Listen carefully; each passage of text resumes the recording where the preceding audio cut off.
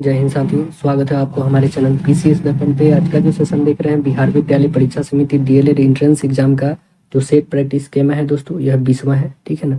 इससे पहले मैं 19 बता दूं दोस्तों, 19 सेट प्रैक्टिस करा दिया है। यदि आप नहीं देखे हैं वो देखिए, बहुत ही महत्वपूर्ण है। प्लेलिस्ट बना हुआ है बिहार डीएलएड एंट्रेंस एग्जाम 2024 के नाम से। ठीक है, पीसीएस दर्पण चैनल का।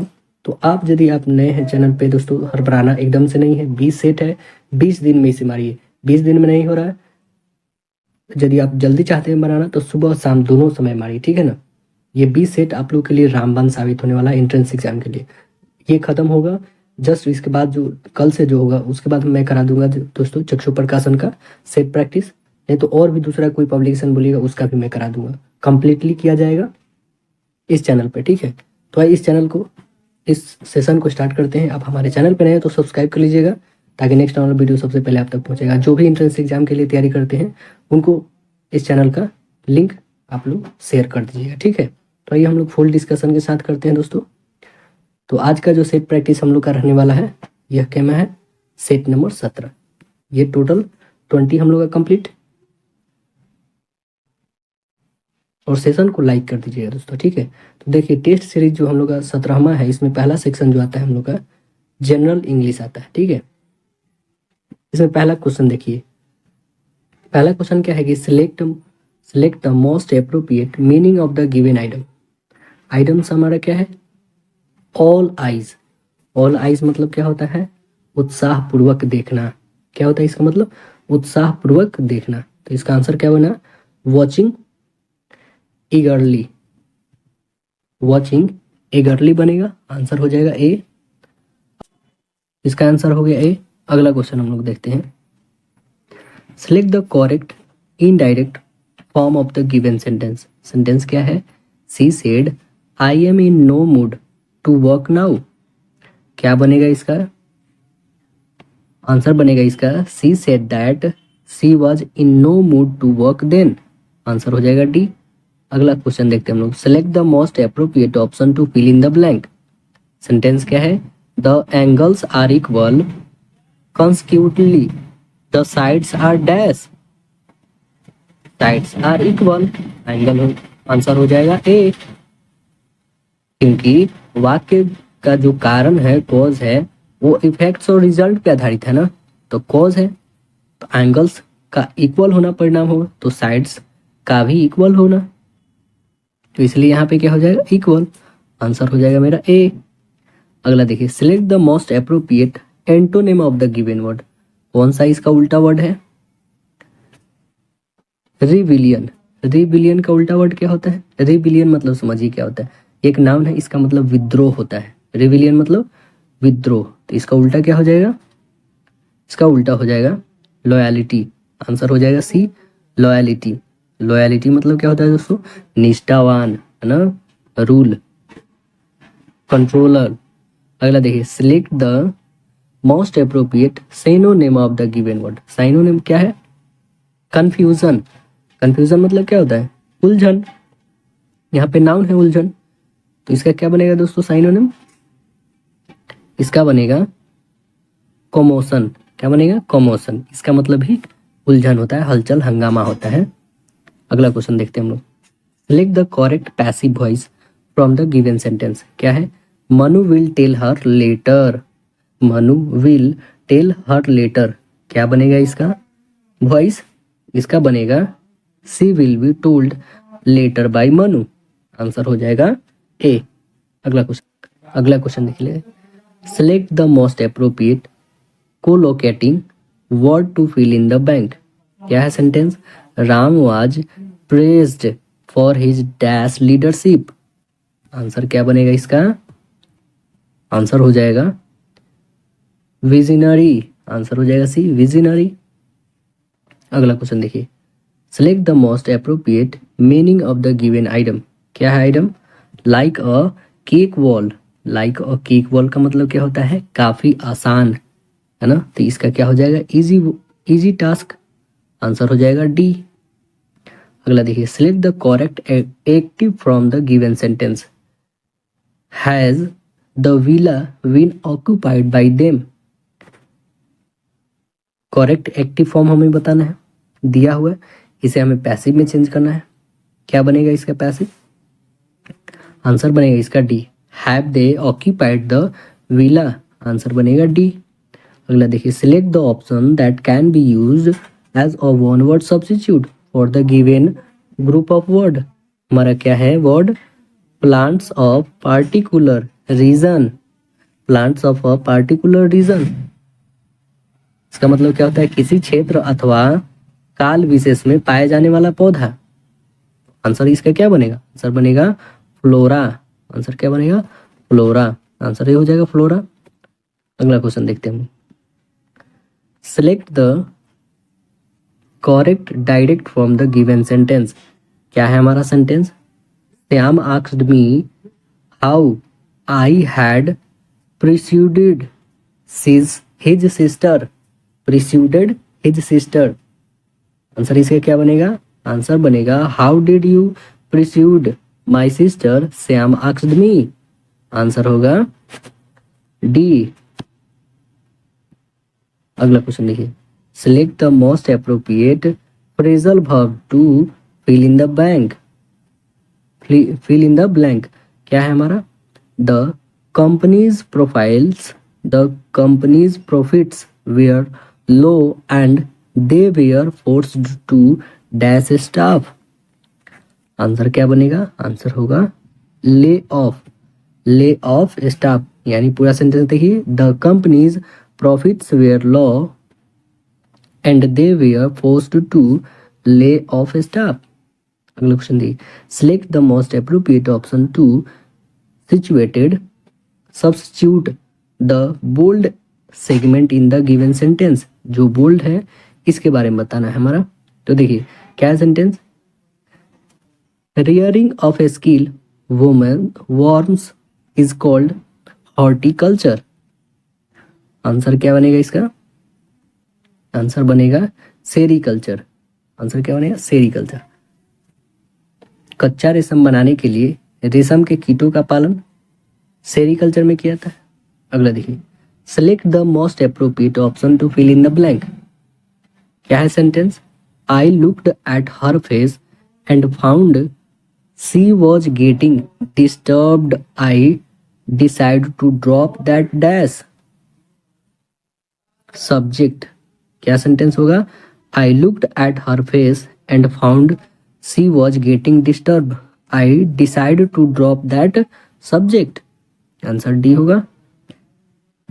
अगला क्वेश्चन देखिए, select the most appropriate option to fill in the blank. Sentence क्या है? We ensure that you will get a dash chauffeur with the right car for your day. Answer क्या बनेगा? Uniformed. Answer हो जाएगा D, uniformed.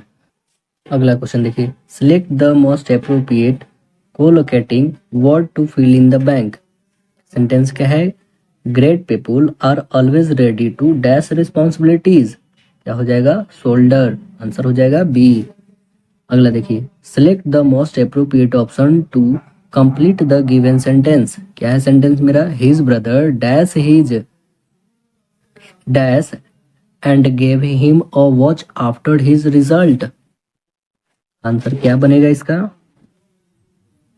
Answer इसका बन जाएगा, right answer A हो जाएगा, केप्ट और प्रॉमिस। मतलब his brother kept his promise and gave him a watch after his result. Answer A होगा।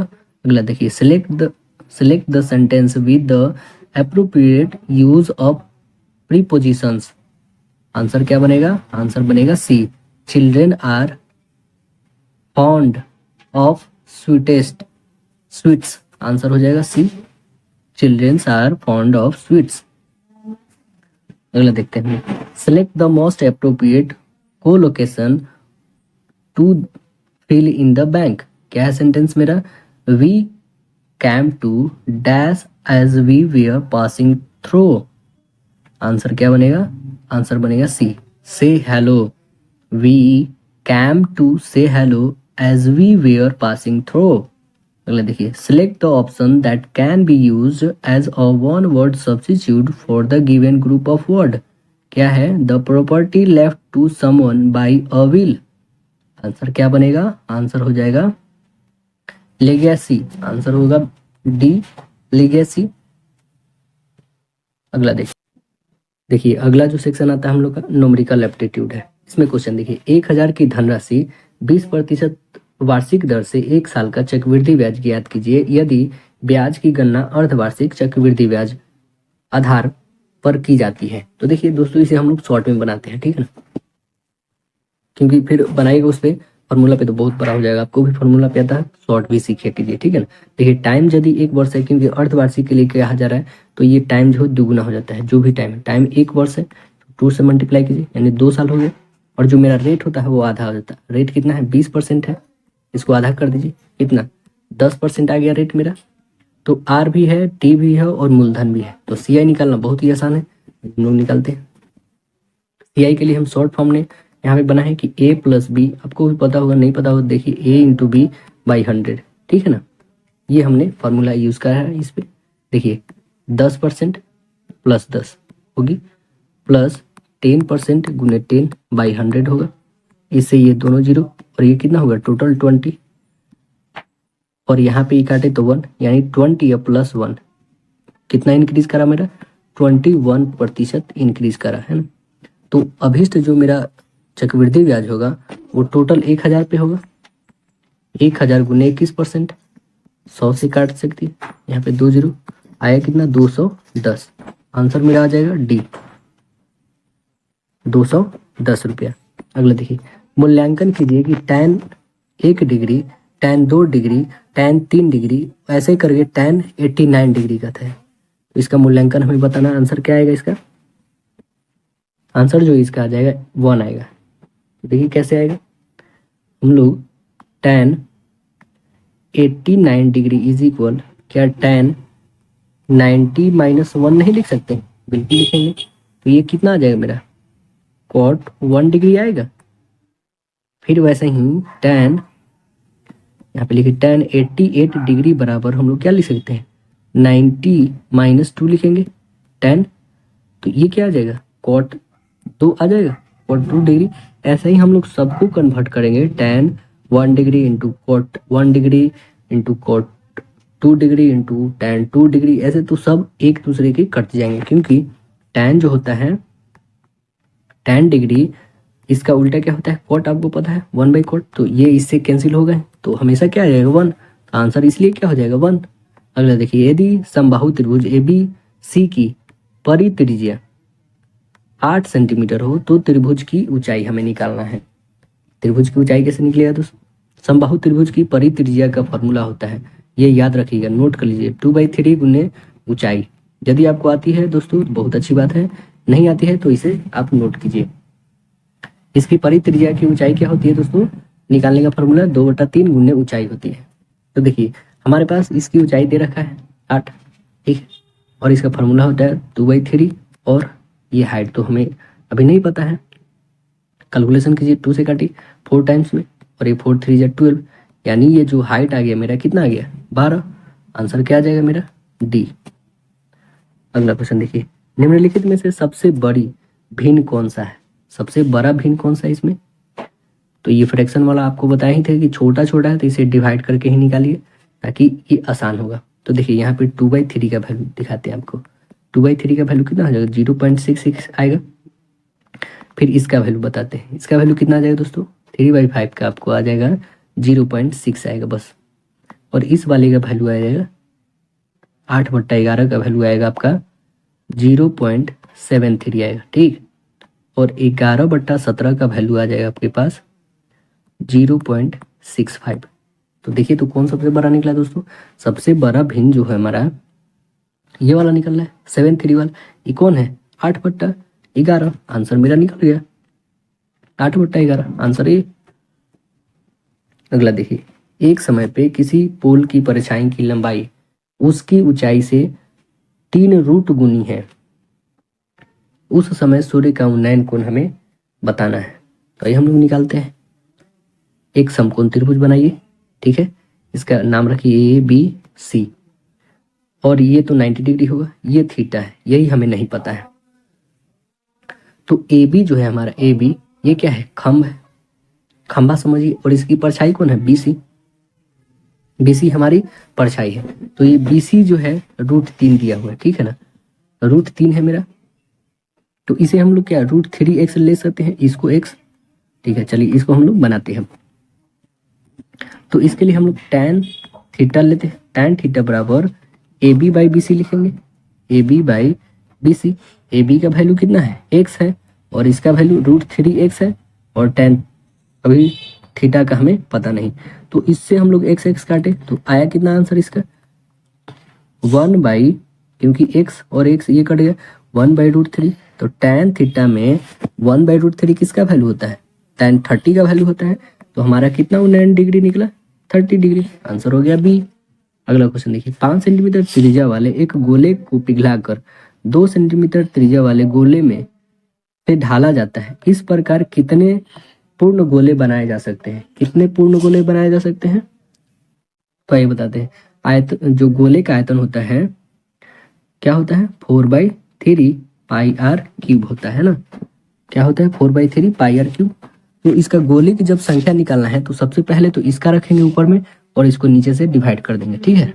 तो रखिए 4/3 कटेगा, πr³ रखते हैं, तो सीधे पाई r का लिख देते हैं, 5 × 5 × 5, और नीचे क्या हो जाएगा 2 × 2 × 2। तो ये कितना हो जाएगा टोटल 125, नीचे कितना आ जाएगा 8। इसको डिवाइड कर दिए, डिवाइड कीजिए कितना आ जाएगा 15.625, लगभग 15 मान सकते हैं इसको, क्या आंसर क्या आ जाएगा मेरा 115।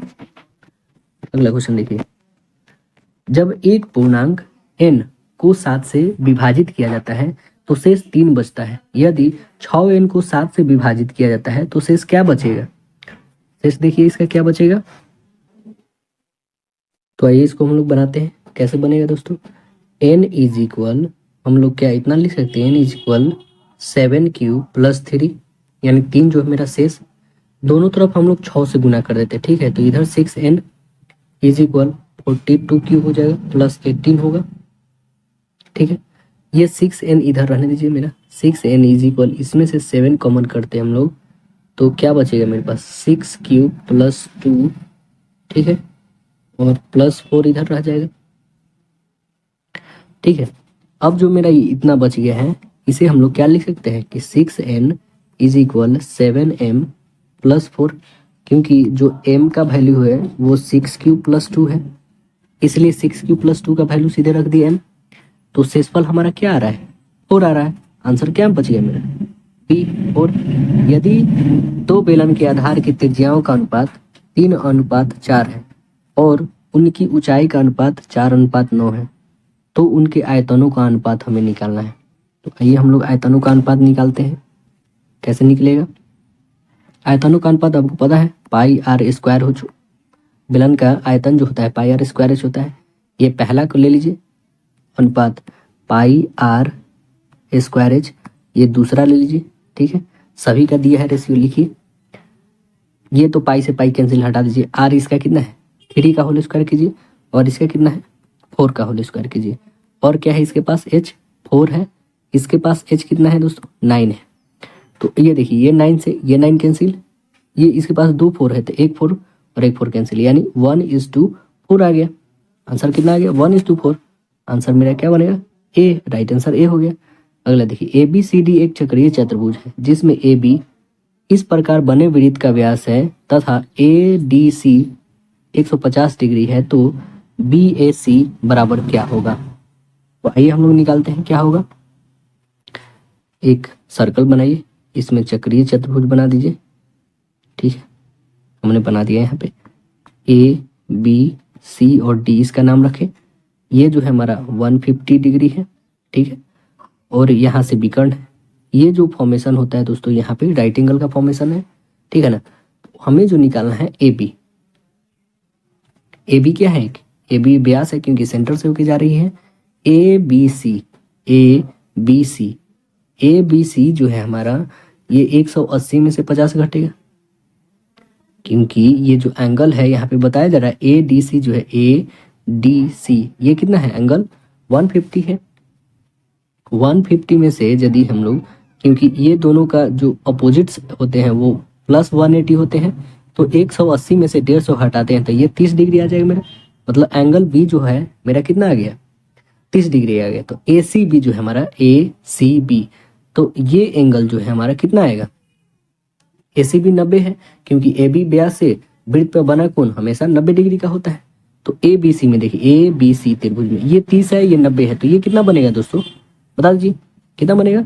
90 है और एक 30 है, तो ये तो 120 हो गया। 120 180 में से घटाएगा तो कितना बच जाएगा, 60 डिग्री। तो आंसर मेरा क्या बन गया, 60 डिग्री। ये तो निकालना था, बी ए सी आंसर हो गया हमारा। अगला क्वेश्चन देखिए, 4 बच्चों वाले परिवार में कम से कम एक लड़के के होने की प्रायिकता क्या है। इसकी प्रायिकता क्या हो जाएगी दोस्तों, ए होगा। कैसे होगा आइए देखते हैं हम। अभिष्ट पर जो प्रायिकता है 1 माइनस पी, मतलब 4 लड़कों होने की प्रायिकता है, तो 1 माइनस 1/4 का होल स्क्वायर होगा। तो हम लोग क्या लिख सकते हैं इसका, 16 एलसीएम होगा। 16 में से 1 घटाएगा तो क्या हो जाएगा, 15/16 ही ना आएगा। तो आंसर मेरा क्या आएगा, 1, 15/16। अगला देखिए, प्रथम 6 अभाज्य संख्याओं का माध्य है। क्या माध्य है दोस्तों, 6 है। कैसे निकलेगा, तो ये निकालते हैं इसको हम, 2 3 5 7 11 13, ये क्या है, प्रथम अभाज्य संख्याएं हैं। तो पदों की संख्या कितना है, 6 है। जब पदों की संख्या सम हो तब क्या निकालते हैं, कैसे माध्यक निकालते हैं दोस्तों हम लोग, तब माध्यक निकालते हैं n/2 प्लस n/2 प्लस 1 लिखते हैं ना। तो आइए, ये जो मेरा निकलेगा ये पद निकलेगा, कैमा पद है ना, /2 लिखते हैं। तो n/2 मतलब टोटल संख्या है हमारा 6, 6 को आधा करेंगे तो 3, और यहाँ पे 6 और 1 7, मतलब क्या है, तीसरा पद प्लस चौथा पद /2 आया ना। तो तीसरा पद मेरा क्या है, तीसरा पद हमने आप दिखाया 2 3 5 7 11 और 13। तीसरा पद मेरा क्या रहा है, 5, प्लस चौथा पद क्या रहा है, 7/2, 7 5 12, 12 का आधा 6। तो ये मेरा जो आ गया अभी 6 क्या आया, माध्यक का आ गया। आंसर क्या आ गया मेरा, सी। अगला देखिए, 0 4 7 वाले द्विघात बहुपदों की हमें संख्या बताना है। तो कितना हो जाएगा, अनगिनत होगा दोस्तों, है ना। 4 7 वाले द्विघात बहुपदों की संख्या कितनी हो जाएगी, अनगिनत होगी। अगला क्वेश्चन देखते हैं हम लोग। क्वेश्चन है हमारा कि निम्नलिखित में से किस समीकरण का एक मूल 2 है। ये हम लोग देखते हैं किसका मूल 2 आता है। एक मूल 2 है, अतः 2 उस समीकरण को संतुष्ट करेगा। 2 क्या करेगा, उसको संतुष्ट करेगा। तो कौन सा इक्वेशन है हमें देखना पड़ेगा दोस्तों। बाई ऑप्शन भी देख सकते हैं, ठीक है ना। तो हम लोग चलिए उठाते हैं, हम लोग डी को ही उठाते हैं, ठीक है। पहले चलिए ए को ही पहले बनाते हैं। अगला देखिए, ये इसमें क्या है कि x² - 4x - 21 है ना। इसको हम लोग क्या लिख सकते हैं, इसके जगह पे 2 रखना है दोस्तों, ठीक है ना। 2 का करेंगे तो 4 माइनस 2 4 जा 8 - 21। इसे हम लोग माइनस माइनस प्लस कर देंगे, कितना आ जाएगा ये, -25। टोटल जो आएगा मेरा 25, इसमें से घटा देंगे तो क्या ये मेरा 0 के लाइक कर रहा है, नहीं कर रहा है। तो ये आंसर नहीं होगा मेरा ए। ऐसा ही चेक करना है। आंसर इसका डी बना के देखते हैं हम लोग, क्योंकि डी आंसर दिया हुआ है इसलिए डी रख रहे हैं मैं। 4 2 जा 8 माइनस 7 2 जा 14 प्लस 6, इसको ऐड कीजिए कितना, 14 - 14। ये 0 के लाइक करेगा, बिल्कुल करेगा। आंसर मेरा डी होगा। अगला देखिए, पिता तथा उसके पुत्र की आयु का योग 45 वर्ष है। 5 वर्ष पहले उनकी आयु का गुणनफल 124 था। उनकी वर्तमान आयु हमें ज्ञात करना है। वर्तमान आयु कैसे निकलेगा, देखिए निकालते हैं हम लोग। तो पहले हम लोग क्या लिख, माना कि पिता की आयु जो है x ले लेते हैं और पुत्र की आयु कितना है 45 - x हो जाएगा। अब जो है अकॉर्डिंग टू इक्वेशन हम लोग देखेंगे तो इस दोनों का जो, क्योंकि 5 साल क्या कर रहे हैं, 5 साल पहले, तो -5, इसमें भी क्या करेंगे -5 के इज इक्वल, दोनों का गुणनफल बता रहा है कि 124 है ना। गुणनफल तो दोनों को गुना कर दीजिए, तो गुना कीजिएगा तो क्या आएगा हमारा x - 5 और ये आ जाएगा 40 - x हो जाएगा इज इक्वल 124। इसको कीजिएगा कितना आ जाएगा 45x - 200 minus x² is equal 124 होगा। अब यहाँ पे क्या लिख सकते हैं कि x² - 45 एक्स प्लस 324, क्योंकि ये उधर उठ के जाएगा इस कारण ये प्लस में हो गया। अब देखिए मेरा इतना आ गया। तो ये जो 324 है दोस्तों, क्या इसे हम लोग 36 गुने 9 करके नहीं ला सकते हैं? और ऐड करेंगे 36 से 9 तो 45 हो जाएगा। तो देखिए हमें क्या क्या निकला, -36 और -36 और -9। तो कभी भी साल को क्या हम लोग माइनस में दिखाते नहीं, तो वो क्या हो जाएगा, ये प्लस में रखेंगे हम लोग 36 और 9। 36 वर्ष कौन है, उनके पिता की आयु, और पुत्र की आयु 9 वर्ष है। तो आंसर मेरा क्या निकल गया दोस्तों, ए। क्या पूछ रहा है, इनमें वर्तमान आयु क्या होगा, उनकी वर्तमान आयु क्या होगा, 36 वर्ष और पुत्र का 9 वर्ष। आंसर ये हो गया। अगला क्वेश्चन देखिए, 2 अंकों की एक संख्या अपने अंकों के जोड़ की 4 गुनी है एवं अपने अंकों के गुणनफल की दुगुनी है, तो हमें संख्या निकालना है। आइए हम लोग निकालते हैं। पहले तो हम लोग 2 अंकों की संख्या क्या ले ले, 10x प्लस वाई, ठीक है ना। अकॉर्डिंग टू क्वेश्चन देखा जाए तो 10x plus Y is equal 4 into X plus Y लिखेंगे। इतना तो करेंगे ना हम। तो अब देखिए इसका कैलकुलेशन करते हैं हम। ये 10x plus Y is equal इधर हो जाएगा 4x प्लस 4y होगा।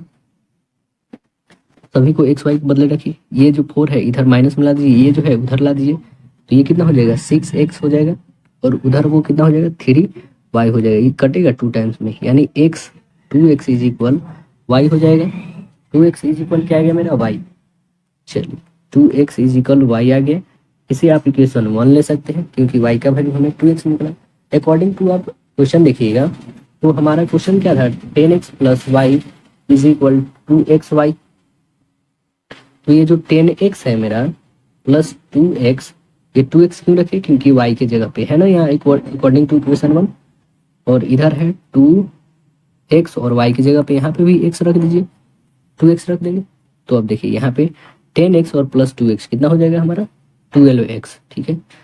12x और इधर कितना हो जाएगा, 4x स्क्वायर हो जाएगा, होगा ना 4x स्क्वायर। तो ये x से एक x कैंसिल हो गया। तो हमारे पास इधर 12 काटिए 3 टाइम्स में, यानी x का वैल्यू कितना आ गया, x का वैल्यू हमारा 3 आ गया। जब x का वैल्यू हमारा 3 आ गया तो हमारा संख्या कितना था, तो y का वैल्यू कितना हो जाएगा, 6 हो जाएगा, क्योंकि 2 टाइम्स था इसका। तो अभीष्ट जो संख्या हमारा है वो कितना है, 10x प्लस वाई।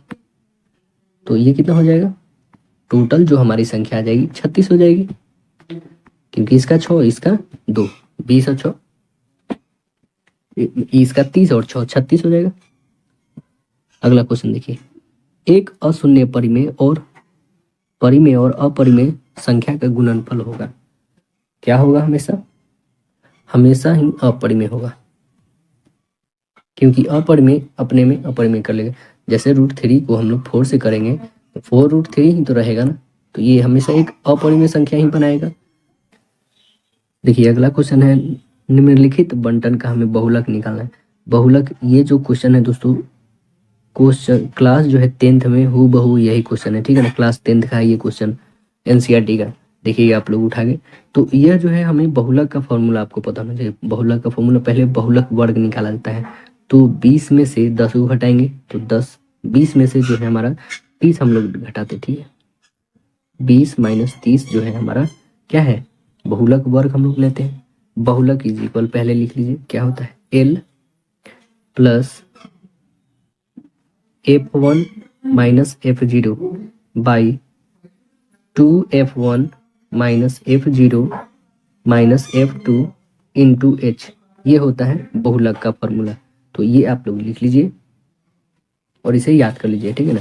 L यहाँ पे कहने का मतलब है कि बहुलक वर्ग का निम्न सीमा, जो सबसे निम्न सीमा है। और F0 का मतलब क्या है दोस्तों, F0 का मतलब है बहुलक वर्ग के ठीक पहले वाले वर्ग का बराबरता, फ्रीक्वेंसी जो हमारा है, ठीक है ना। और F1 का क्या मतलब है, F1 का मतलब है बहुलक वर्ग की बराबरता। और F2 का मतलब क्या है, F2 का मतलब है बहुलक वर्ग के ठीक बाद आने वाले वर्ग की बराबरता। और H का मतलब क्या है दोस्तों, H का मतलब है हमारा बहुलक वर्ग के अंतराल का अंतर। वही हम लोग सबके उसके रखते हैं वैल्यू, 20 + 32 - 17, 2 × 32 - 17 - 10 इंटू इधर 10 रहेगा, मेरा डिफरेंस 10 है। आगे बनाएंगे 20 प्लस ये कैलकुलेशन कीजिएगा 15 बाई आपका 37 आएगा, मल्टीप्लाई 10 होगा। अब आगे जो हम लोग कैलकुलेशन करेंगे ये आएगा 20 प्लस 4.05 हो जाएगा, उसको डिवाइड कीजिएगा तो आंसर कितना आ जाएगा 24.05। आंसर मेरा क्या आ जाएगा 24.05, आंसर ए आ गया। अगला देखिए, यदि किसी भिन्न के अंश और हर दोनों में 2 जोड़ दिया जाए तो वह 1/2 हो जाती है। यदि अंश और हर दोनों में 7 घंटा दिया जाए तो वह घटा दिया जाए तो वह 1/3 हो जाती है। तो वह भिन्न हमें ज्ञात करना है, हम लोग निकालते हैं। आप भिन्न को कुछ भी ले सकते हैं, P/Q के फॉर्म में लीजिए, अच्छा रहेगा। अकॉर्डिंग टू क्वेश्चन हम लोग देखें कि P में यदि 2 जोड़ते हैं, Q में भी 2 जोड़ते हैं तो हमें क्या मिलता है 1/2 मिलता है। इसे एक इक्वेशन निकल सकता है कि नहीं, बिल्कुल निकलेगा। क्या निकलेगा 2P minus cube is equal -2। आप क्रॉस मल्टीप्लिकेशन कीजिएगा तो आएगा आंसर। देखिए इसे कीजिएगा 2P, इसे कीजिएगा 4, इसे फिर कीजिएगा Q और इसे कीजिएगा 2, तो इसे इधर ये घट जाएगा आकर Q और इधर माइनस में हो जाएगा 2। तो ये हम इक्वेशन 1 ले लिए, ठीक है। फिर इक्वेशन ये याद रखिए दोस्तों और इसे नोट भी कीजिए, ठीक है। अब फिर हम लोग क्या लिख सकते हैं P/Q में यदि हम लोग क्या करते हैं 7 को घटाते हैं, है ना यहाँ पे, तो क्या हमें मिलता है 1/3। अभी भी क्रॉस मल्टीप्लिकेशन कीजिए तो यहाँ से कौन सा इक्वेशन निकलेगा 3P minus Q is equal 14। ये मेरा इक्वेशन 2 आ गया। अब आपने देखा इक्वेशन 1 और 2 को हम लोग घटा देते हैं, 1 में से 2 को घटाइए, तो आइए हम लोग घटाते हैं। पहला क्या था मेरा 2P minus Q is equal -2 था। दूसरा क्या है मेरा 3P minus Q is equal 14 है। घटाने पे सिंबल चेंज हो जाती है, तो ये और ये कट गया क्योंकि इक्वल है, और इसमें से घट जाएगा तो -P is equal minus minus plus, ये हो जाएगा 16, माइनस माइनस कैंसिल, यानी P का वैल्यू 16। किसी में भी एक का P का वैल्यू रख के बता सकते हैं हम। तो जैसे P/Q हम लोगों ने रखा था P/Q, तो इसका तो वैल्यू 16 आ गया। तो जो मेरा 16 आ गया, इसमें किसी में भी एक का 2P minus Q is equal 2 जो है मेरा इक्वेशन, इसी में हम लोग P का वैल्यू रखते हैं। P का वैल्यू मेरा कितना है 16 आया है ना, यहाँ पर 16 दूना 32 और इधर से आगे घट जाएगा, यानी Q का वैल्यू मेरा कितना आ जाएगा 30, ठीक है। Q का वैल्यू हमारा क्या आ गया, नहीं ये जुट जाएगा ना इधर आके, तो 34 हो जाएगा ना। देखिए हम लोग ने P का भी वैल्यू क्या निकाल दिया, P का वैल्यू जो मेरा 16 निकल गया। अब किसी भी इक्वेशन में आप रख के Q का वैल्यू निकाल सकते हैं। 2P minus Q is equal -2 रख के निकाल देंगे तो ये Q जो है उधर चल जाएगा और ये माइनस वाला इधर आगे प्लस हो जाएगा, तो ये 16 2 जा 32 आ जाएगा और +2, यानी Q का वैल्यू कितना आ जाएगा 34 आ गया। तो अब देखिए हम लोग P/Q जो रखते हैं, रखिए 16/34 होगा, ये कटेगा क्या, बिल्कुल कटेगा, 8/17 होगा ना, 8/17। तो आंसर मेरा क्या आ जाएगा 8/17 ए होगा। अगला देखिए, निम्नलिखित में से कौन सा द्विघात समीकरण है, कौन द्विघात समीकरण है दोस्तों, आंसर हो जाएगा सी। 3x² + 2 is equal 3 minus x का होल स्क्वायर + 4 है। और ये कैसे हुआ, तो आइए हम लोग देखते हैं। पहला एक का उठा के देखिए, ठीक है। द्विघात समीकरण कैसे निकलता है दोस्तों, तो द्विघात समीकरण जब इसका इक्वेशन जो निकालिएगा ना, आइए हम लोग निकाल के देखते हैं। पहला 2x³ - 3x is equal 1 + x + 1/x + 1 का, तो यहाँ पे 2x³ - 3x इज इक्वल, इसको ब्रेक कीजिए, x² + 2x + x लिखेंगे। ये 2x³ - x² + 5x, क्योंकि यहाँ पे 3x है और ये 2x इधर आ जाए तो 5x हो जाएगा, और -1 इज इक्वल 0। द्विघात समीकरण नहीं है ये, क्या है दोस्तों, यह द्विघात समीकरण नहीं, क्योंकि वो 3 ही आना चाहिए। यहाँ पे 1 2 3 4 आ रहा है, हमें बस ABC तक चाहिए। अब दूसरी की बारी है, इसको भी देख लीजिए। x² - 2√x + 3 इज इक्वल 0 है, इसे भी देखते हैं हम लोग। इसे क्या लिख सकते हैं हम लोग, एक्स का whole square minus root under X का होल स्क्वायर डाल सकते हैं, इज इक्वल इधर जो है हम लोग -3 में इसका होल स्क्वायर डाल सकते हैं। इसको ब्रेक कीजिएगा तो हमें क्या मिलेगा, एक्स की power 4 minus 4x square root X plus 4x is equal 9 मिलेगा। फिर यहाँ पे 4 आ जा रहा है कंडीशन, ये आके घटेगा ही तो ये भी नहीं होगा। और इसे सॉल्व कीजिएगा दोस्तों तो इसे मात्र 3 ही कंडीशन निकलेगा। आइए इसे भी दिखाई देते हैं, ये जो है पूरा इसका कैलकुलेशन लिखिए तो कितना हो जाएगा, इसको लिखते हैं हम लोग 3x square plus 2 is equal 9 हो जाएगा, 3 3 जा 9, ठीक है ना, minus 6x plus x square plus 4 होगा। अब देखिए यहाँ पे एक्स स्क्वायर, यहाँ पे भी एक्स स्क्वायर, इधर आके घटा लीजिए तो 2x स्क्वायर आ जाएगा, ये x है और कहीं नहीं x है तो इधर आके क्या बदल जाएगा, 6x हो जाएगा। और इधर प्लस में है, ये भी प्लस में है, दोनों क्या हो जाएगा 13 हो जाएगा, 13 जो आके इधर घट जाएगा तो इसमें से 2 में से 13 घटेगा तो क्या है -11 इज इक्वल 0। तो यहाँ पे देख रहे हैं ए बी और सी निकल गया तो आंसर मेरा क्या आ जाएगा, यही आएगा सी। अगला क्वेश्चन देखिए, अगला क्वेश्चन है हमारा, क्योंकि ये जो लास्ट वाला क्वेश्चन है इसमें तो हमें नहीं लगता कि निकलेगा, लेकिन इसे भी आप देख लीजिए। देखिए कि x square minus 1/x square is equal 4 दिया है, ठीक है। इसका एलसीएम लीजिएगा तो कितना हो जाएगा, एक्स स्क्वायर हो जाएगा, ये एक्स की power 4 minus 1 is equal 4, cross multiplication कीजिए तो कितना आ जाएगा हमारा, ये एक्स की power 4 minus 4x square minus 1 is equal 0। तो यहाँ देखिए एक्स की पावर 4 ये नहीं होती बहुपद, हमारा एक्स स्क्वायर वाली होती है, तो आंसर हो गया सी। अगला देखिए, यदि अल्फा बीटा किसी द्विघात बहुपद 4x square minus 4x plus 1 के मूल हो तो अल्फा बट्टा बीटा प्लस बीटा बट्टा अल्फा का मान हमें ज्ञात करना है। तो क्या हो जाएगा दोस्तों, इसका 2 होगा। आइए हम लोग निकाल के देखते हैं कैसे निकलेगा।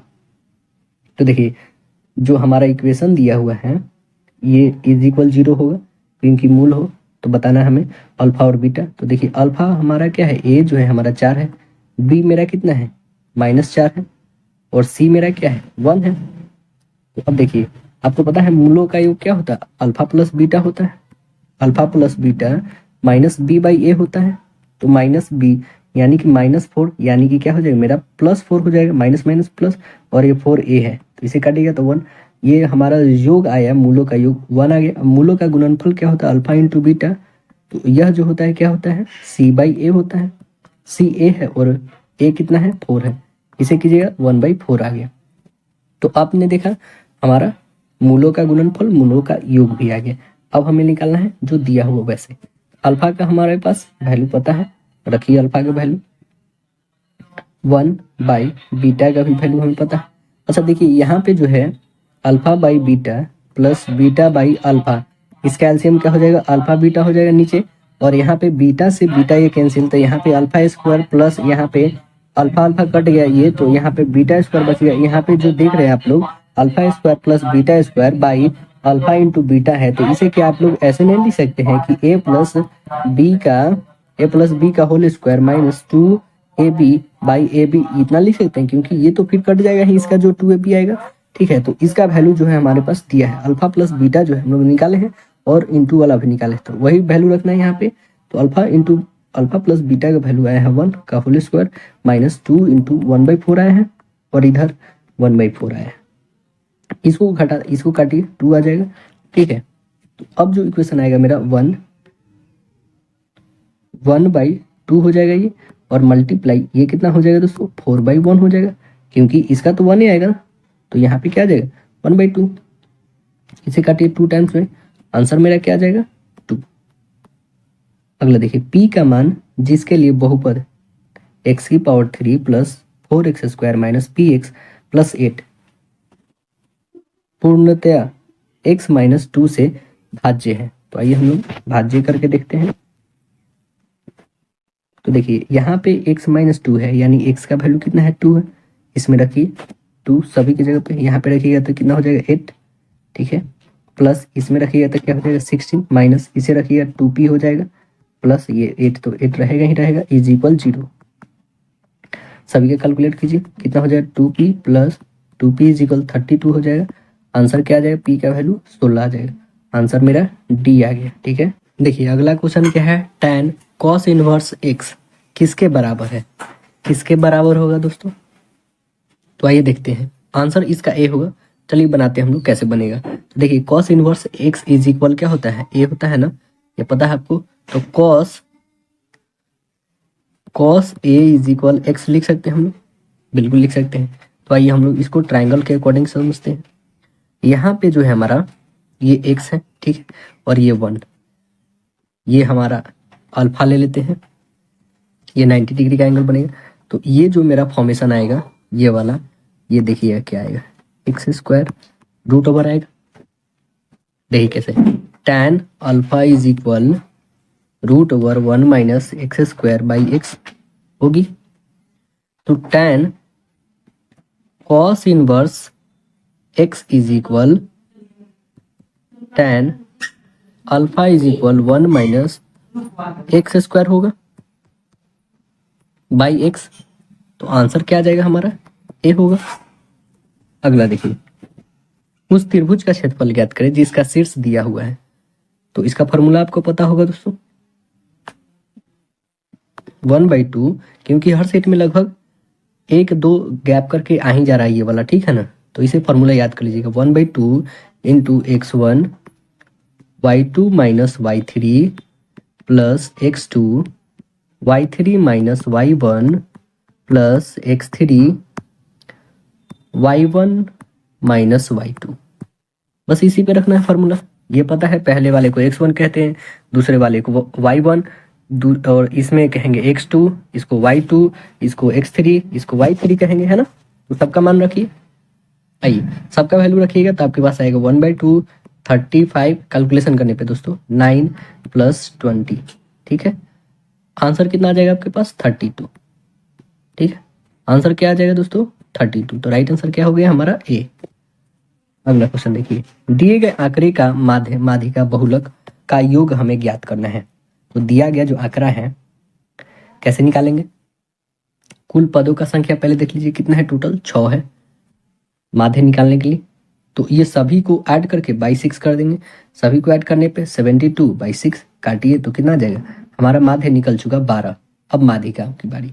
माध्यिका कैसे? सम संख्या है, तो ये कैसे निकलेगा? n/2 2वां पद प्लस n/2 प्लस 1वां पद। तो n/2 कितना है टोटल पद? 6, मतलब 3, और इधर 4, मतलब तीसरा और चौथा पद कौन है? तो तीसरा चौथा पद पहले असेंडिंग ऑर्डर में लिख लीजिए इसे। क्या क्या असेंडिंग ऑर्डर होगा हमारा? तो 8 10 12 12, 3 है 12 और 18, ये हो जाएगा। तीसरा और चौथा क्या है? 12 12, तो 12 12 को ऐड कीजिए, 12 प्लस 1 13, है ना, बाई 2 होगा। तो कितना हो जाएगा ये? चौथा पद भी तो 12 ही था ना, तो ये कितना हो जाएगा? 12 12 24, 24 का आधा 12 आ जाएगा। ये भी माध्यिका भी 12 आया, माध्य भी 12 आया है। बहुलक की बारी। बहुलक सबसे अधिक बार आएगा को बोलते हैं, तो सबसे अधिक बार 12 आया है, तो 12 मेरा बहुलक भी आ गया। तो माध्य माध्यिका बहुलक तीनों 12 आया, तो 12 प्लस 12 प्लस 12 कितना आ जाएगा? 36, आंसर बी। अगला देखिए, 3/10 और 2/5 का लघुत्तम समापवर्तक निकालना है हमें। लघुत्तम समापवर्तक आपको पता है, ऊपर वाले को एलसीएम निकालना है और नीचे वाले को एचसीएफ। तो देखिए यहाँ पे जो 10 है हमारा और 5 है, इसका एचसीएफ क्या हो जाएगा? 5 ही रहेगा। और ऊपर वाले का एलसीएम क्या हो जाएगा? ऊपर वाला का एलसीएम जो होगा 2 और 3 का 6 होगा, तो 6/5, यानी आंसर हो जाएगा हमारा बी। अगला सेक्शन जो आता है साइंस का, देखिए कार्बन और नमी की मात्रा के आधार पर कोयले की उच्चतम और निम्नतम गुणवत्ता वाली किस्में कौन सी है? कौन सी किस्में हैं दोस्तों? यह है एंथ्रासाइट और लिग्नाइट। आंसर होगा इसका डी, एंथ्रासाइट और लिग्नाइट। अगला देखिए, ऊर्जा अंतरण के 10% नियम का प्रतिपादन किसके द्वारा किया गया था? किसके द्वारा किया गया था दोस्तों? यह किया गया था रेमंड लिंडमैन के द्वारा। रेमंड लिंडमैन के द्वारा किया गया था। अगला देखिए, इनमें से कौन सा उभयधर्मी ऑक्साइड है? उभयधर्मी ऑक्साइड कौन है? जिंक ऑक्साइड उभयधर्मी है। अगला देखिए, निम्नलिखित में से कौन सा तिलचट्टे तथा अन्य कीटों का उत्सर्जक अंग है? उत्सर्जक अंग कौन सा है? कौन है? मैलपीगी नलिका है, आंसर डी है। डाब की एसआई इकाई क्या है? बताइए, डाब का एसआई इकाई क्या है? आंसर हो जाएगा पास पर, बी होगा।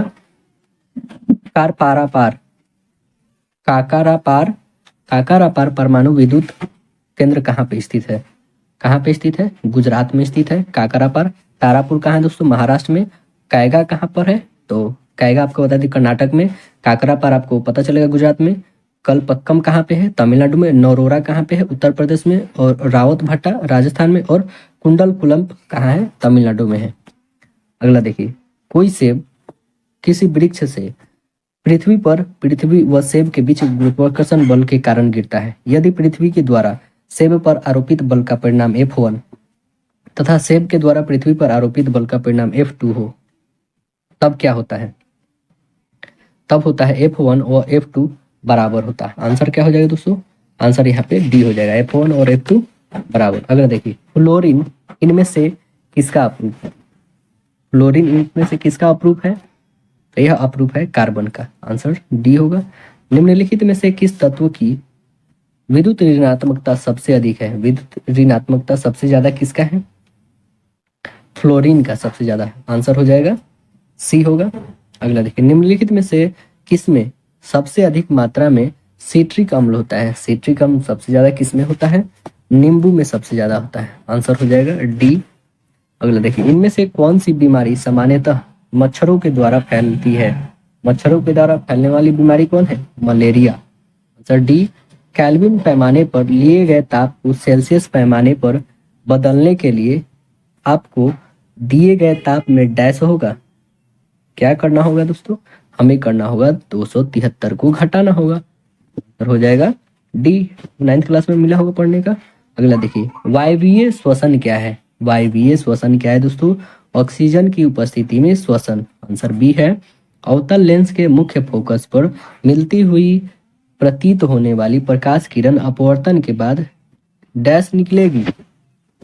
कहाँ निकलेगी दोस्तों? यह निकलेगी मुख्य अक्ष के समानांतर निकलेगी। आंसर सी होगा।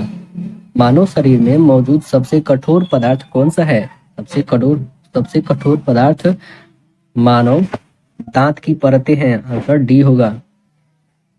खाद्य डिब्बों पर टीन की कैंटिंग की जाती है, जस्ता का नहीं। क्यों? क्योंकि जस्ता टीन से अधिक अभिक्रियाशील होता है, इसलिए। आंसर डी होगा।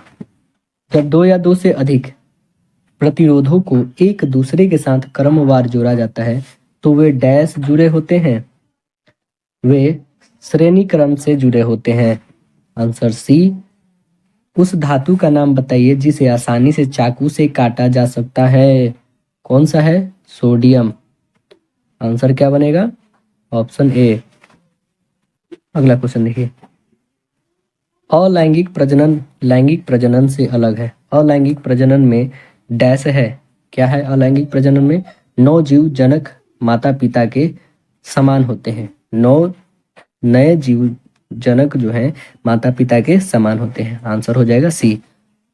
और जो भी अपडेट आएगा ना दोस्तों डीएलएड का, वो मैं आप लोग को हर टाइम बताते रहूंगा। जैसे डमी एडमिट कार्ड अभी आ चुका है दोस्तों, 26 तारीख तक आप लोग देख सकते हैं उसमें क्या सुधार क्या नहीं है, तो उसमें आप एडिट वगैरह कर सकते हैं। ठीक है, डमी एडमिट कार्ड आ चुका है, उसका लिंक हम डिस्क्रिप्शन में डाल देते हैं ऑफिशियल वेबसाइट का, वहाँ से आप देख लीजिएगा। ठीक है, और जैसे एडमिट कार्ड आएगी वो भी बता दूंगा, कब एग्जाम होगी वो भी मैं बता दूंगा। ठीक है, उसके लिए आप परेशान नहीं होना, बस सिर्फ प्रैक्टिस डेली बेस पे मारते रहिए। रिक्त स्थान में सबसे प्रयुक्त विकल्प भरे।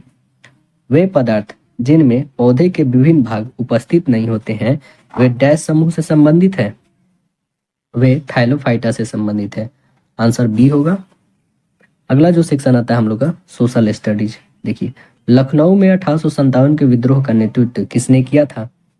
कौन किए थे? बेगम हजरत महल किए थे। आंसर बी होगा। बेगम हजरत महल का नाम मोहम्मदी खातून थी। बेगम हजरत महल का मकबरा जमा मस्जिद यानी घंटा घर के पास काठमांडू के मध्य भाग में स्थित है। अगला देखिए, दिल्ली दरबार 1911 के दौरान दिल्ली की आधारशिला इसमें से किसने रखा था? कौन रखे थे? आंसर हो जाएगा सी, जॉर्ज पंचम। अगला देखिए, भ्रंश समतल के साथ चट्टानों के खिसकने के कारण उत्पन्न होने वाले भूकंप को क्या कहा जाता है? क्या कहते हैं हम लोग? आंसर हो जाएगा इसका डी, विवर्तनिक भूकंप कहते हैं ना। टेक्टोनिक अर्थक्वेक, आंसर डी होगा। अगला है राज्यसभा का कोरम पूरा करने के लिए कितने सदस्यों की आवश्यकता होती है? 25 सदस्यों की आवश्यकता होती है।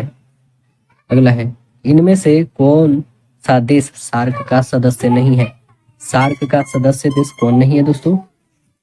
सार्क का सदस्य देश जो है ईरान नहीं है, आंसर हो जाएगा ए ईरान। अगला देखिए जीवन के अधिकार को भारतीय संविधान के किस अनुच्छेद में शामिल किया गया है? अनुच्छेद 21 में शामिल किया गया है। राइट आंसर इसका डी हो जाएगा। भारत की सरकार के अर्ध संघीय रूप का प्रावधान कहां से लिया गया था? कनाडा से लिया गया था, आंसर हो जाएगा ए। 1921 में एडविन लुटियंस ने इसमें से किसका निर्माण करवाया था? किसका निर्माण करवाए थे? इंडिया गेट का निर्माण करवाए थे, आंसर हो जाएगा सी। कपास के रेशों को बीजों से अलग करने की प्रक्रिया को क्या कहा जाता है? ओटाई कहा जाता है, आंसर हो जाएगा डी ओटाई। ब्रह्म समाज का प्रथम प्रधानाचार्य कौन थे? कौन थे? राजा राम मोहन राय, आंसर हो जाएगा ए। राइट आंसर क्या होगा? ए। राजा राम मोहन राय वर्ष 1815 में कलकत्ता में आत्मीय सभा की स्थापना किए थे और वे 1828 में ब्रह्म सभा की स्थापना किए थे। अगला देखिए निम्नलिखित में से किसे वर्ल्ड वाइल्ड लाइफ फंड के लोगो में दर्शाया गया है? किसे दर्शाया गया है दोस्तों? विशालकाय पांडा को, आंसर हो जाएगा सी विशालकाय पांडा। रेड क्लिफ रेखा किन दो देशों के बीच अंतर्राष्ट्रीय सीमा रेखा बनाती है? यह बनाती है भारत और पाकिस्तान के बीच, आंसर क्या होगा? डी होगा। क्योटो प्रोटोकॉल इनमें से किस देश पर लागू नहीं है? किस पे लागू नहीं है? यूएसए पर नहीं लागू है, राइट आंसर डी है। इनमें से किसे प्रसिद्ध कोणार्क मंदिर का स्थापना का श्रेय दिया जाता है? किसे दिया जाता है? राजा नरसिंह देव को दिया जाता है। 15 अगस्त 1947 को भारतीय राष्ट्रीय कांग्रेस के अध्यक्ष कौन थे? 15 अगस्त 1947 को भारतीय राष्ट्रीय कांग्रेस के अध्यक्ष कौन थे? जेबी कृपलानी थे, आंसर होगा बी। भारत में देसी भाषा प्रेस अधिनियम किसने पेश किया था? कौन पेश किए थे? आंसर हो जाएगा सी लॉर्ड लिक्टन किए थे, आंसर क्या हो जाएगा दोस्तों? सी। अगला देखिए भारत में किस तिथि को राष्ट्रीय मतदाता दिवस के रूप में मनाया जाता है? राष्ट्रीय मतदाता दिवस के रूप में 25 जनवरी को मनाया जाता है, आंसर डी होगा। भारत का कौन सा जैव संरक्षित क्षेत्र बायो रिजर्व यानी world network of biosphere reserve में शामिल नहीं है? कौन नहीं है शामिल? मानस नहीं है, आंसर हो जाएगा डी। अगला क्वेश्चन देखते हैं भारतीय संविधान में शामिल नीति निर्देशक तत्व की अवधारणा किस देश के संविधान से लिया गया है? आयरलैंड से लिया गया है। किससे लिया गया है? आयरलैंड से लिया गया। नीति निर्देशक सिद्धांत का वर्णन जो है भाग किस में है दोस्तों? भाग 4 में। अनुच्छेद कहां से कहां तक है? 36 से 51 तक है, ठीक।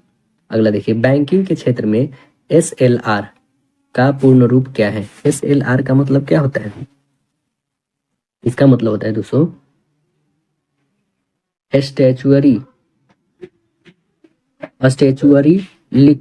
Liquidity ratio. Statutory liquidity ratio होता है, आंसर इसका ए होगा। अगला सेक्शन जो आता है लॉजिकल एंड एनालिटिकल रीजनिंग का आता है हमारा। तो देखिए इसमें क्या है प्रश्न, 4 संख्या समूह दिए गए हैं जिसमें से 3 किसी तरह से संगत है, एक असंगत, वो संगत का चयन करें। कौन होगा दोस्तों? आंसर इसका ए होगा। देखिए कैसे आएगा, तो ये देखिए 1 2 3 6 है ना, तो ये देखिए 1 2 3 को जोड़िएगा तो 6 आ रहा है, 1 1 1 को जोड़िएगा 3 आ रहा है, ये सभी को जोड़िए 4 3 7 2 9 आ रहा है, लेकिन इसको जोड़िए 2 और 3 5 और 3 8, तो ये आ नहीं रहा, तो इसलिए आंसर ए होगा। अगला देखिए उस विकल्प का चयन करें जिसकी तीसरा संख्या से वही संबंध है जो दूसरी संख्या से पहली संख्या से है। तो 14 से 210 आ गया, तो 16 से क्या आएगा? क्या आएगा दोस्तों? 240। कैसे आएगा देखिए, जो हमारा 14 से 210 आया ये कैसे हुआ? 14 गुने 15 कीजिएगा तो इतना आ जाएगा आपको, ठीक है ना। तो सेम यहाँ पे भी कीजिए, 16 गुने 15 आप भी कीजिए, आंसर आ जाएगा आपको 240। अगला देखिए उस वेन आरेख का चयन करें जो दिए गए वर्गों के समुच्चय के बीच का संबंध को सर्वोत्तम ढंग से निरूपित करता है। बहुभुज, चतुर्भुज और त्रिभुज। कौन करेगा? आंसर सी करेगा, क्योंकि जो भी बहुभुज है हमारा इसी दोनों अंदर में रहेंगे, बहुभुज के अंदर ही तो त्रिभुज और चतुर्भुज रहेगा, तो आंसर सी होगा।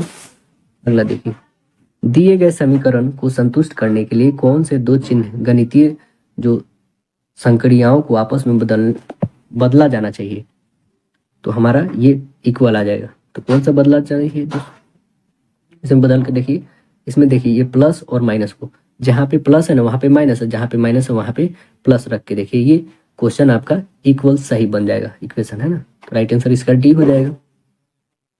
तो बना ही देते हैं, देखिए 56, ठीक है दोस्तों 56, और यहाँ पे हमारा क्या है 56 डिविजिबल, क्योंकि ये डिवाइड है दोस्तों, 56 डिवाइड 8, और ये माइनस है तो इसकी जगह पे हम लोग ये माइनस की जगह पे हमें माइनस की जगह पे डिवाइड और डिवाइड की जगह पे माइनस रखना है, ठीक है। तो डिवाइड यहाँ पे वहाँ पे माइनस रखेंगे, प्लस 42 माइनस 6 मल्टीप्लाई 5, ठीक है। यही कैलकुलेशन करते हैं, इसको कीजिएगा 7 8 जा, और ये क्या आ जाएगा 42 और ये आ जाएगा 30, है ना।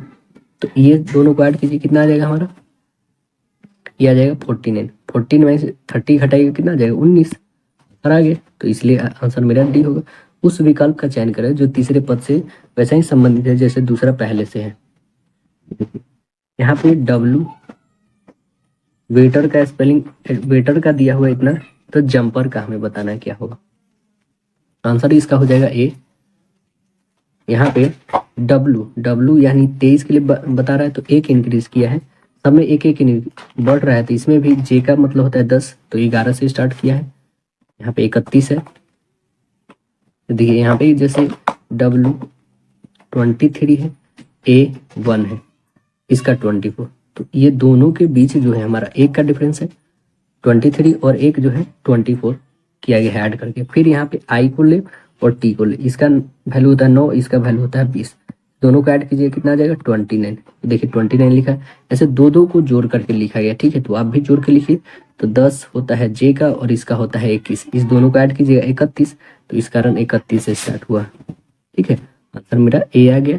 अगला विकल्प को देखिए, इसमें खाली स्थान को भरना, हमें क्या आएगा, इसमें क्या आएगा दोस्तों, इसमें आएगा डी 75 आएगा। कैसे, देखिए जो पहला कॉमन यहाँ पे 28 और 8 जो दिया है, इस दोनों को प्लस कीजिएगा तो कितना आ जाएगा 28 8 36 आएगा, 36 का रूट निकालिएगा तो 6 आ जाएगा। सेम इसको दोनों प्लस कीजिए, कितना आ जाएगा 81 का निकालिए तो 90।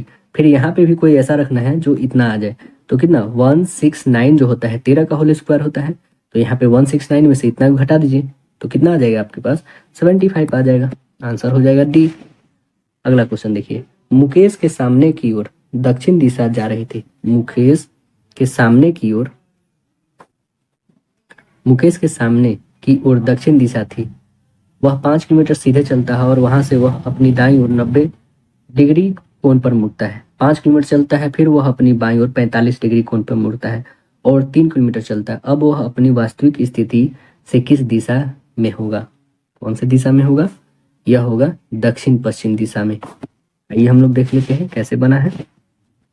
पहले तो वो क्या किया है दोस्तों, ये स्टार्ट किया है अपना, यहाँ से दक्षिण गया है 5 किलोमीटर, फिर यहाँ से क्या किया है मुड़ा है, इधर किधर मुड़ा है, बाएं साइड में मुड़ा है ना, तो बाएं मुड़कर जो है 5 किलोमीटर सीधा चलता है, वहां से दाएं मुड़ा है, यहाँ से वो क्या किया दाएं, इधर दाएं हुआ, दाएं 90 डिग्री पे मुड़ा, ठीक है, यहाँ 90 डिग्री बना और 5 किलोमीटर चलता है, 5 किलोमीटर ये भी चला, ठीक।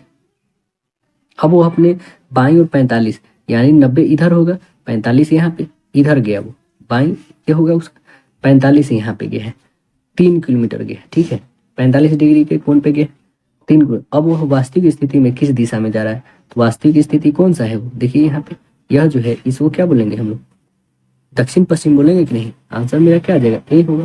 तो देखिए 4 संख्या युग्म दिया गया है, 3 किसी प्रकार से समान है, चौथा अलग है, तो वो दिखाइए चौथा कौन है, चौथा जो मेरा है बी आएगा आंसर। देखिए कैसे 12 गुने 8 कीजिए तो 96 आ रहा है, ठीक है, और 16 गुने 8 कीजिएगा तो आपका कितना 118 नहीं आएगा, और 13 गुना 8 कीजिएगा तो इतना ही आएगा 104, 15 गुने 8 कीजिए 120, लेकिन ये नहीं आ रहा, तो आंसर बी हो जाएगा।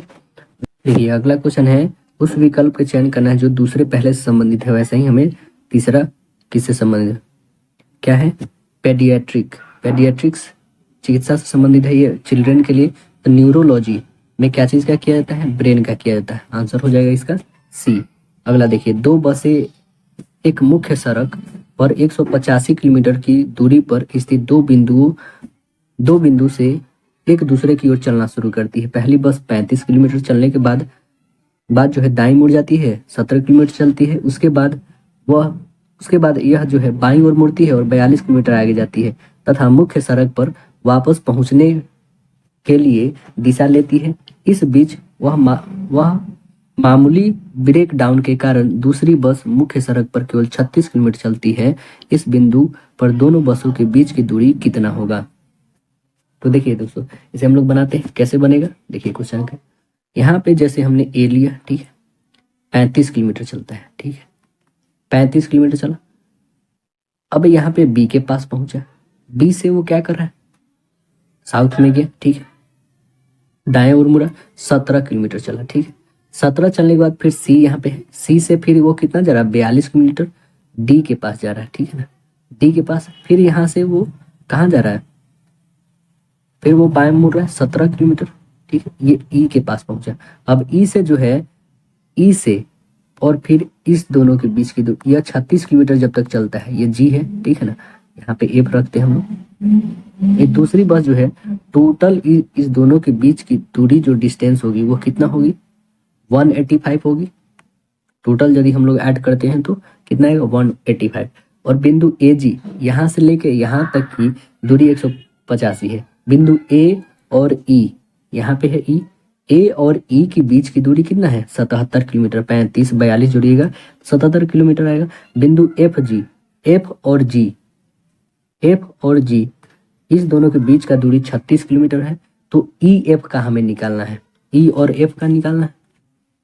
ई एफ जो है, यही दोनों बस यहाँ पे है। तो टोटल 185 है, इसमें से 36, 185 नहीं दोस्तों, यहाँ से टोटल जो आया है कितना मेरा है? 77, ठीक है, ये 77 है और ये 36 है। इस दोनों को ऐड करते हैं, इसमें से इतना घटा लेते तो नहीं आंसर आ जाएगा? आएगा 185 माइनस 77 प्लस 36, है ना।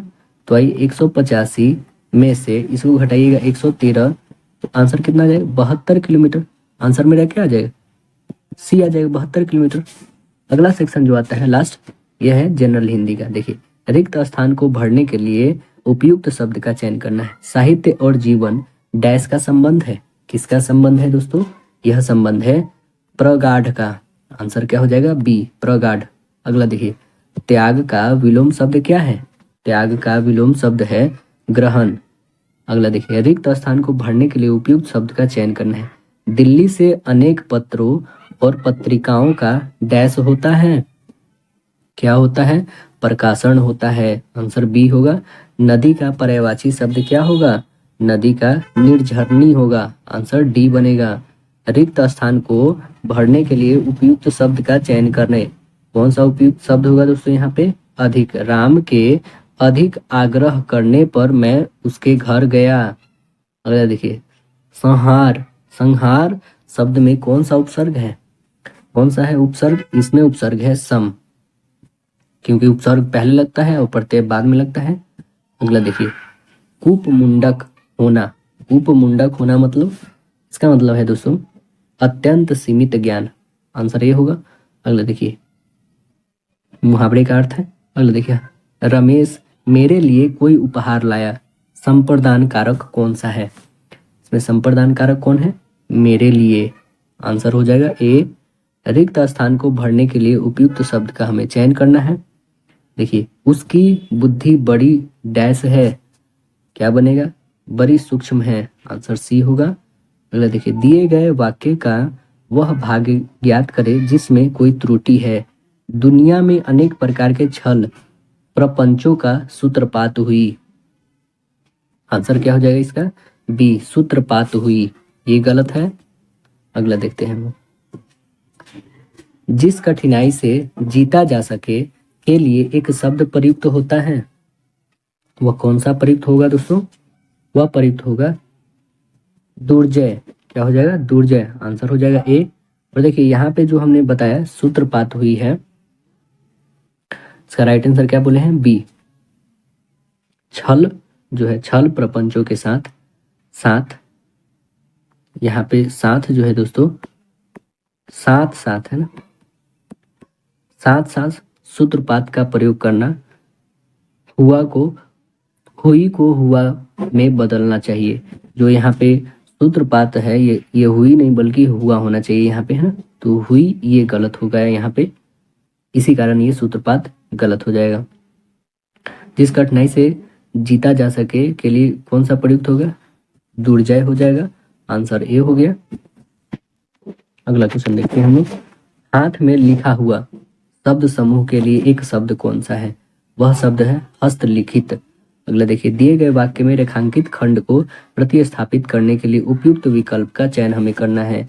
सविता पढ़ना लिखना जानती है, इसका क्या बनेगा, इसका बनेगा साक्षर। लिखना पढ़ना जानती है मतलब साक्षर, आंसर डी हो जाएगा। अगला देखिए, दिए गए वाक्य का वह भाग ज्ञात कीजिए जिसमें कोई त्रुटि है। इस क्या है सेंटेंस हमारा, इस नश्वर संसार के भोग विलास का समाग्रही भी क्षण भंगुर है, क्षण भंगुर है। आंसर क्या बनेगा इसका, भोग विलास का सामग्रियां भी, आंसर क्या बनेगा बी।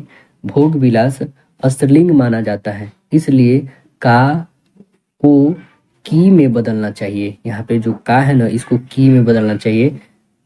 और अब वाक्य का यह भाग इस प्रकार पढ़ा जाना चाहिए, भोग विलास की सामग्री, है ना, यहाँ भोग विलास का नहीं, भोग विलास की सामग्री, तो इस कारण ये गलत हो जाएगा। अगला देखिए, अगला क्वेश्चन, दिए गए वाक्य का वह भाग ज्ञात करना है जिसमें कोई त्रुटि है। किसी का आचरण वायु के झोंकों से हिल नहीं सकती है, आंसर क्या बनेगा, सकती है। यहाँ पे क्या बनेगा, सी, सकती है। आचार के जो है आचरण यहाँ पे बोला जा रहा है, आचरण के अनुसार जो है वाक्य में अंत में जो है शक्ति का प्रयोग गलत है। आचरण को पुल्लिंग माना जाता है, इसलिए हिल नहीं सकता है कहना चाहिए, हिल नहीं सकती नहीं है।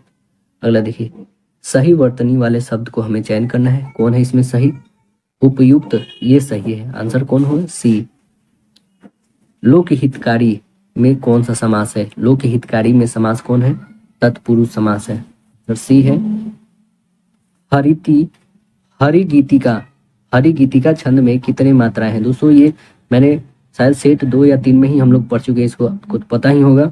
हरिगीतिका छंद में कितनी मात्राएं हैं, ये तो आपको याद ही हो गया, 28, फिर क्या हो जाएगा, सी। उंगली पकड़ के पहुंच मुहावरे का क्या अर्थ है, उंगली पकड़ के पहुंचा, मुहावरे का अर्थ क्या है, इसका अर्थ है धीरे धीरे साहस को बढ़ने देना, आंसर बी होगा। अगला देखिए, मार्धयु गुण किस रस में प्रयुक्त है, मार्धयु गुण किस रस में प्रयुक्त है, यह प्रयुक्त है श्रृंगार में, आंसर क्या हो जाएगा, बी, श्रृंगार में प्रयुक्त है। अगला देखिए, वाक्य का शुद्ध रूप क्या है, वाक्य क्या है हमारा, बाघ और बकरी एक ही घाट पर पानी पीती है, तो इसका शुद्ध रूप क्या हो जाएगा, डी, बाघ और बकरी एक ही घाट पर पानी पीते हैं, आंसर डी होगा, पीती नहीं पीते हैं।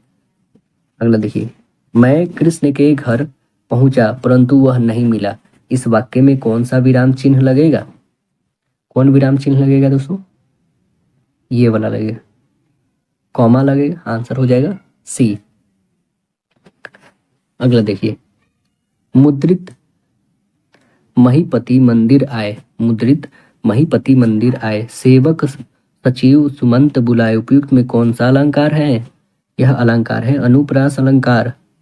बहुत ही जल्द अनुप्रास आप लोगों को अलंकार का संबंधित रिलेटेड वीडियो आने वाला है, वो रामबाण साबित होने वाला है हिंदी व्याकरण के लिए। अगला देखिए, जो रहीम गति दीप की कूल कपूत गति सोए, बोरे उजियारे लागे बड़े अंधेरे होए, उपयुक्त उदाहरण किस अलंकार का है, यह कौन सा अलंकार का है, श्लेष अलंकार का है, आंसर होगा ए।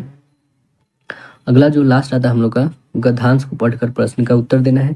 आइए हम लोग गद्यांश पढ़ते हैं, क्या है, तेन सिंह का साहस देखकर उनके फ्रांसीसी साहब चकित रह गए, अंत तक वे थक गए, यहाँ तक कि उनके पैर की 2 उंगलियां उंगलियां जो है मामूली ढंग से जम गई थी। कहा जाता है कि उनकी वीरता देखकर भावुक फ्रेंच साहब इतने जोश से आए कि वे तेन सिंह को हार हार पहनाना चाहते थे। तेन सिंह को क्या करना चाहते थे? हार पहनाना चाहते थे, पर वहां पुष्प नहीं थे, इसलिए खाने के लिए जो साससेज मतलब समोसे रखे थे उसकी माला पहना दी। उक्त अभियान में 2 साहब मारे गए, पर उसी साल जोरों में जिस अभियान में तेनसिंग ने भाग लिया वे स्वयं मृत्यु के जबरों में जाकर लौट आए। वे कब्र के दक्षिण में जॉर्ज फ्रेई के साथ जहां वे जा रहे थे वह बहुत ढाल वाली जगह थी। कुछ बर्फ जमी थी, बहुत पतली। ऊपर एक और पहाड़ी थी जिस पर ढलान और अधिक थी। फ्रेई आगे आगे थे, तेनसिंग 10 कदम पीछे थे और एक दूसरा जो शेरपा औदगवा उनसे भी 10 कदम पीछे था। एकाएक फ्रेई का पैर फिसला, वे तेनसिंग की ओर चले। तेनसिंग ने उन्हें बचाने की चेष्टा की पर स्वयं उनके पैर लड़खड़ा गए। उपयुक्त गद्यांश का शीर्षक क्या है? इसका शीर्षक क्या हो जाएगा? तेनसिंग का साहस। आंसर हो जाएगा सी। ऐसे हम लोगों ने कुमायूं प्रकाशन का जो डीएलएड एंट्रेंस एग्जाम के लिए जो वॉल्यूम 1 आया था वो हम लोगों ने कंप्लीट कर लिया। यदि वॉल्यूम 2 आता है दोस्तों वो भी मैं करा दूंगा। अभी हम लोग फिर नेक्स्ट डे से कौन लेके आएंगे? चक्षु प्रकाशन का। और यदि आप लोगों को पता है तो वो भी बताइए, वो भी मैं करा दूंगा। ठीक है, जब तक के लिए धन्यवाद।